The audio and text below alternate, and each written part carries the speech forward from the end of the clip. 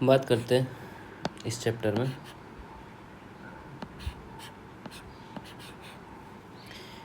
Limit state methods of design. दो important limit state होते हैं। पहला होता है लिमिट स्टेट ऑफ कोलैप्स, दूसरा होता है limit state of serviceability. Limit state of collapse के अंदर क्या होता है, स्ट्रक्चर की अल्टीमेट स्ट्रेंथ चेक होती है, जिसमें फेलियर मोड होते हैं शेयर, फ्लक्चर और टॉरिजन। मतलब स्ट्रक्चर टूटेगा या गिर जाएगा या नहीं। दूसरी चीज़ आती है limit state of serviceability. Structure की वर्किंग कंडीशन चेक होती है। ये इंश्योर करता है कि स्ट्रक्चर प्रॉपरली काम करे। इंपॉर्टेंट सर्विसिबिलिटी प्रॉब्लम्स क्या है इसके अंदर, डिफ्लेक्शन, बीम या स्लैब ज़्यादा झुक ना जाए। क्रैकिंग, कंक्रीट में विजिबल क्रैक कंट्रोल करना। वाइब्रेशन, स्ट्रक्चर में अनवांटेड वाइब्रेशन ना हो। उसके बाद जो इंट्यूशंस की बात आती है वो क्या होता है कि स्ट्रक्चर गिर नहीं रहा है और फिर भी उसको कंफर्टेबल और यूजेबल होना चाहिए। अब बात आता है डिफ्लेक्शन एंड क्रैकिंग के बारे में। तो सर्विसिबिलिटी के दो इम्पोर्टेंट चेक्स होते हैं, डिफ्लेक्शन चेक और क्रैकिंग चेक। उनमें डिफ्लेक्शन का जो टाइप होता है वो होता है पहला शॉर्ट टर्म डिफ्लेक्शन और दूसरा होता है long term deflection. Short term deflection में इमीडिएट लोड लगाते ही जो डिफ्लेक्शन होता है वो शॉर्ट टर्म डिफ्लेक्शन होता है। लॉन्ग टर्म डिफ्लेक्शन मतलब टाइम के साथ क्रीप और श्रिंकेज से बढ़ने वाला जो डिफ्लेक्शन होता है। समझते हैं इस बात को दोस्तों इस प्रकार कि बिल्डिंग गिर नहीं रही हो और फिर भी अगर बहुत झुक गई हो या क्रैक्स आ गए हो तो उसे यूज़ करना अनसेफ और अनकम्फर्टेबल हो सकता है। तो purpose of this serviceability what, क्या होता है पर्पज ऑफ सर्विसिबिलिटी? स्ट्रक्चर को फाउंडेशन और कंफर्टेबल बनाना है, डेली यूज में प्रॉब्लम ना आए। सो हमें क्या करना होगा, स्ट्रक्चर कोलैप्स नहीं होना चाहिए और एक्सेसिव डिफॉर्मेशन भी नहीं होना चाहिए। Let's talk about the limit state design philosophy. तो ये दो टाइप के स्टेट होते हैं, टाइप्स ऑफ स्टेट होती है। पहली होती है अल्टीमेट स्टेट, लिमिट स्टेट। दूसरी होती है स्ट्रेंथ से रिलेटेड होता है। दूसरा फेलियर कंडीशन के अंदर क्या क्या होता है, ओवरटर्निंग होती हैं, स्लाइडिंग होती हैं, बकलिंग होती हैं, फटिग स्ट्रक्चर्स होते हैं। ठीक है, तो आप इसके इंट्यूशंस चेक कर लेते हैं। ये चेक करता है कि स्ट्रक्चर कोलैप्स है या फेलियर ना करें, कोलैप्स या फेलियर ना करें। ये चेक करता है कि भाई जो स्ट्रक्चर है वो कोलैप्स या फेलियर ना करें। तो उसके बाद बात करते हैं सर्विसिबिलिटी लिमिट के बारे में।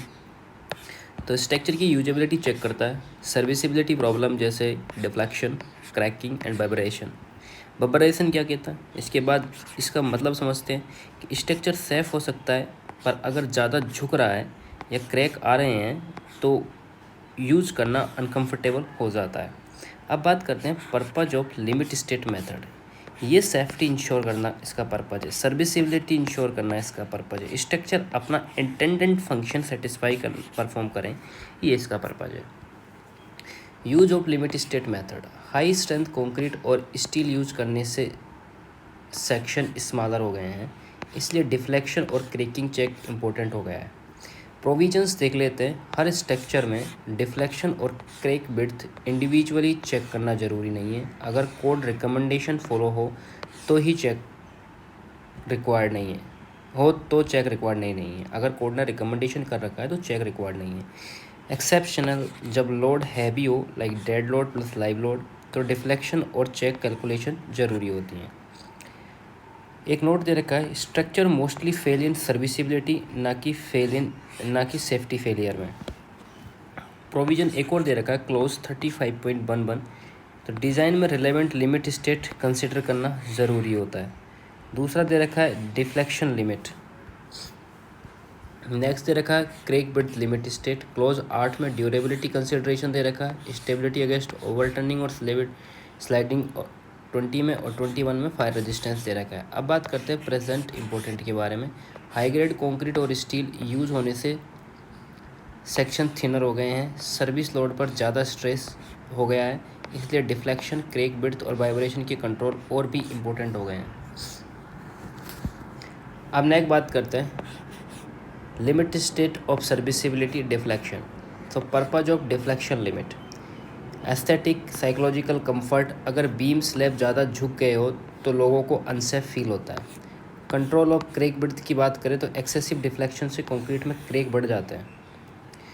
Proper function of structural element like door, partition, floor etc properly work करे। नो पॉन्डिंग इन रूफ स्लैब, रूफ में पानी जमा ना हो।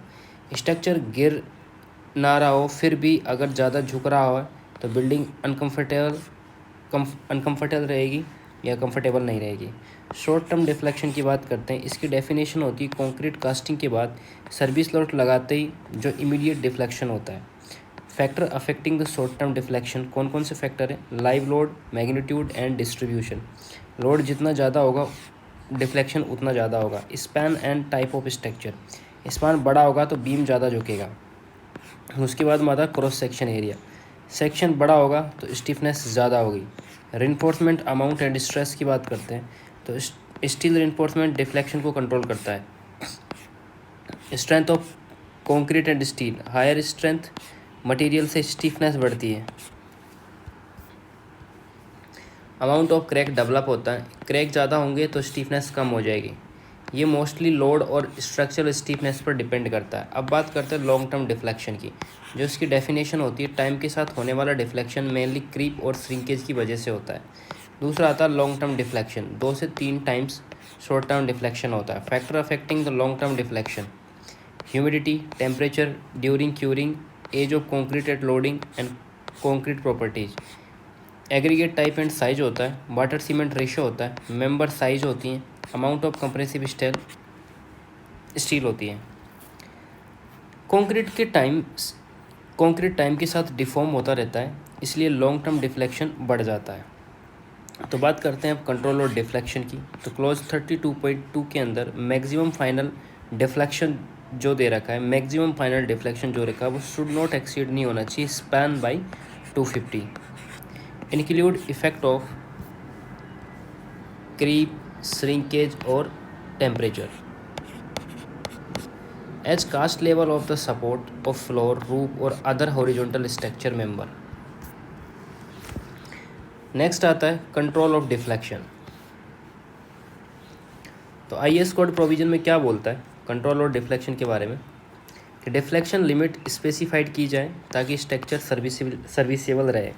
तो मैक्सिमम फाइनल डिफ्लेक्शन, मैक्सिमम ये कंडीशन पहली है, उसमें दे रखा है कि मैक्सिमम और फाइनल डिफ्लेक्शन वो होता है less than equal to span by 250।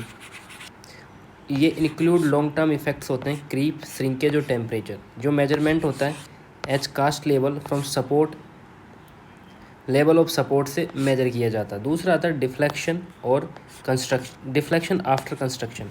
इसका जो मैक्सिमम डिफ्लेक्शन होता है ये शुड नॉट एक्सीड होना चाहिए, लेसर होना चाहिए दोनों से, span by 350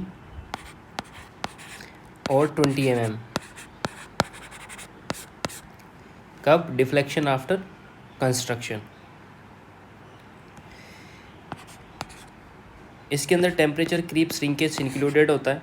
apply after construction of the partition, construction of the partition. Next application of fineness की बात करें तो एप्लीकेशन ऑफ फिनिशेस, क्या क्या चीज़ें थी? Construction of partitions, application of finishes. Deflection अगर ज़्यादा हो जाए तो बॉल्स में क्रैक आ सकते हैं, टाइल फिनिश डैमेज हो सकते हैं, डोर विंडो जाम हो सकते हैं। इसलिए कोड डिफ्लेक्शन को लिमिट करता है ताकि बिल्डिंग कंफर्टेबल और सेफ रहे। नेक्स्ट बात करते हैं सिलेक्शन ऑफ प्राइमरी डायमेंशंस, जिसका पर्पज होता है कि डिफ्लेक्शन कंट्रोल करने के लिए सिलेक्शन ऑफ प्रीलिमिनरी डायमेंशंस। कैसे, जिसका क्या पर्पज होता है इस चीज़ का? डिफ्लेक्शन कंट्रोल करने का होता है, स्ट्रक्चर डिज़ाइन को सिंप्लीफाई करने के लिए होता है। इनिशियल डायमेंशन अज्यूम किए जाते हैं जो नॉर्मली डिफ्लेक्शन लिमिट सेटिस्फाई करे। आईएस कोड रेफरेंस की बात करें, IS 456/2000 इफेक्टिव स्पैन को effective depth ratio, effective span to effective depth ratio. दूसरे क्लॉज के अंदर देखा लेटरल स्टेबिलिटी रिक्वायरमेंट, तो limiting span by depth ratio जो कि बेसिक वैल्यूज़ देख लेते हैं। तो जो कैंटिलीवर बीम होती हैं उसके लिए 7 होता है, सिंपली सपोर्टेड बीम के लिए 20 होता है span depth ratio, continuous beam के लिए 26 होती है span depth ratio, modification to basic ratios, अगर स्पान ग्रेटर देन 10 मीटर है तो multiply basic values of the correction factor based on the steel structure. Modification factor given in IS 456 graphs based on area of tension, based on area of compression steel. For flange beam के लिए additional modification factor applied होता है. अब बात करते हैं purpose of modification factor. Actual reinforcement और stress के according deflection को accurately control करता है. Actual reinforcement और steel के according deflection को accurately control करता है कौन? Modification factor. अब बात करते हैं lateral stability requirement के बारे में. For simply supported and continuous beam, clear distance between lateral restraint should not exceed the minimum of 60 V or 250 B square by D. ये क्या lateral stability requirement किस किस के लिए? Simply supported और continuous beam के लिए. नेक्स्ट बात करते हैं कैंटिलीवर बीम रिक्वायरमेंट के लिए. Clear distance from support to lateral restraint should not exceed 25 B और 100 B square by D. Beam का स्पान बड़ा होगा तो डिफ्लेक्शन बढ़ेगा, इसलिए स्पैन डेप्थ रेशियो लिमिट किया जाता है. अगर बीम थिन होगी तो झुकने के चांसेस ज़्यादा होंगे, इसलिए प्रॉपर डेप्थ चूज करना ज़रूरी है.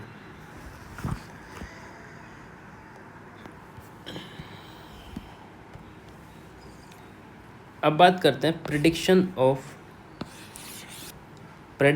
Deflection RCC member. क्या प्रॉब्लम है? डिफ्लेक्शन का एग्जैक्ट प्रेडिक्शन करना डिफ़िकल्ट होता है. क्या होता है? जो डिफ्लेक्शन होता है उसका एग्जैक्ट प्रेडिक्शन करना डिफ़िकल्ट होता है, जिसका मेन रीजन है फ्लेक्सुरल रिजिडिटी का एग्जैक्ट वैल्यू प्रेडिक्ट करना डिफ़िकल्ट है. ईआई किस चीज़ पर डिपेंड करता है? टेंसाइल क्रैकिंग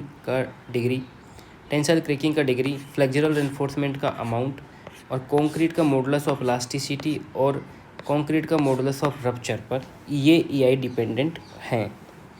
अदर रीजन है कौन कौन से? इन्वायरमेंटल फैक्टर, टेम्परेचर और ह्यूमिडिटी क्रीप और श्रिंकेज को अफेक्ट करता है. टाइम डिपेंडेंट इफेक्ट की बात करें लाइक क्रीप और श्रिंकेज. नॉन इलास्टिक बिहेवियर की बात करें, कंक्रीट परफेक्टली इलास्टिक बिहेव नहीं करता है. वेरिएशन इन ऑब्जर्व डिफ्लेक्शंस होता है. लेबोरेटरी कंडीशन में भी डिफ्लेक्शन वैल्यूज़ में वेरिएशन मिलता है, जिसका रिजल्ट निकलता है. डिफ्लेक्शन कैलकुलेशन एग्जैक्ट नहीं होती हैं, अप्रोक्सीमेशन यूज़ करना पड़ता है. डिफ्लेक्शन कैलकुलेशन के जो टाइप्स होते हैं वो कौन कौन से होते हैं? पहला होता है short term deflection, immediate deflection due to loads. Long term deflection creep और श्रिंकेज की वजह से टाइम के साथ बढ़ता है. नेक्स्ट आता है लोड कंसीडर्ड, डेड लोड और live load. Sustain live load जो होता है जो लॉन्ग टाइम तक स्ट्रक्चर पर एक्ट करता है.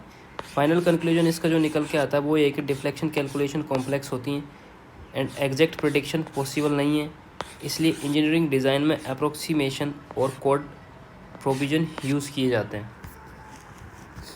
अब बात करते हैं next calculation of short term deflection. Basic जो अजम्पशन होता है, कंक्रीट और steel linear elastic behaviour assume किया जाता है. डिफ्लेक्शन सर्विस लोड के अंडर कैलकुलेट होता है.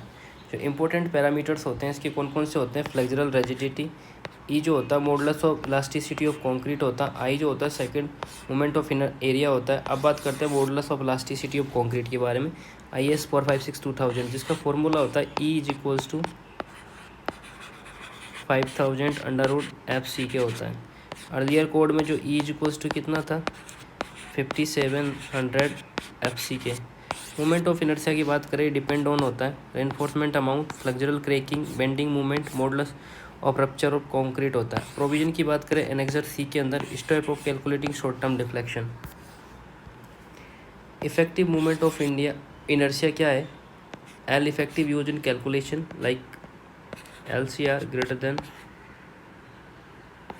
LEF एंड LGR होता है. इंपॉर्टेंट टर्म्स जो है ये जो है movement of inertia of crack section I है, movement of inertia of gross section MCR, cracking movement, maximum movement under service load, lever arm, depth of neutral axis, effective depth, width of wave, width of compression face, continuous beam modification.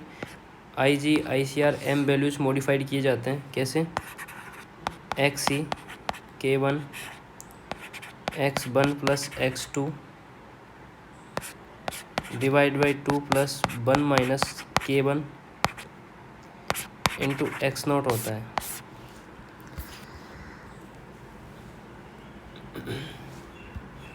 जो xc बराबर होती है, ये क्या होता है, ये होता है मॉडिफाइड वैल्यू। x0 जो है value at mid span, x1 x2 value जो सपोर्ट होती है, K1 कोफिशिएंट ऑफ होता है। कोफिशिएंट K1 जो होता है टेबल से लिए जाते हैं, इसका जो फॉर्मूला होता है K2 is equals to mf1 plus mf2